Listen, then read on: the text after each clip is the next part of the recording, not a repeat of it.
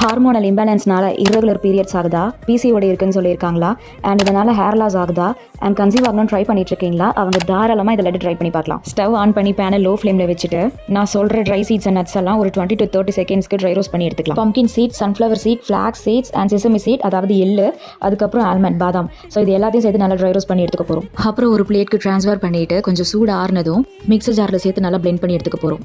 அப்புறம் அதே மிக்சர் ஜாரில் ஸ்வீட்க்கு தகுந்தாற் போல் பேரிச்சம்பழமும் காஞ்ச அத்தியும் சேர்த்து நல்லா பிளெண்ட் பண்ண போகிறோம். அப்புறம் ஒரு பேனில் ஒரு டீஸ்பூன் அளவுக்கு கோகனட் ஆயில், அதாவது தேங்காய் எண்ணெய் சேர்த்துருக்கேன். எனக்கு அந்த ஃப்ளேவர் ரொம்ப பிடிக்கும்.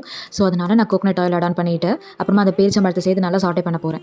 அப்புறம் அரைச்சி வச்சு சீட்ஸ் அண்ட் நட்ஸ் பவுடர் அது கூட சேர்த்து நல்லா மிக்ஸ் பண்ண போகிறோம். நல்லா மிக்ஸ் பண்ணதுக்கு அப்புறமா கொஞ்சம் சூடாக இருக்கும் போதே கையை வச்சு நல்லா பிசைஞ்சு எடுத்துக்கலாம். அப்புறம் எல்லாம் மிக்ஸ் ஆகி இப்படி பிடிக்கிற பதத்துக்கு வரும். அப்புறம் ஒரு லட்டாக பிடிச்செடுக்க வேண்டியது தான். பிடிச்சி வச்ச லட்டை எல்லாத்தையும் இப்படி ஒரு ஹேர்டைட் கண்டெய்னரில் ஃப்ரிட்ஜில் ஸ்டோரேஜ் பண்ணி வச்சுக்கோங்க. உங்களுக்கு எப்பெல்லாம் ஸ்வீட் கிரேவிங்ஸ் வருதோ அப்போ இந்த லட்டு சாப்பிடுங்க. See you in the next video. Bye.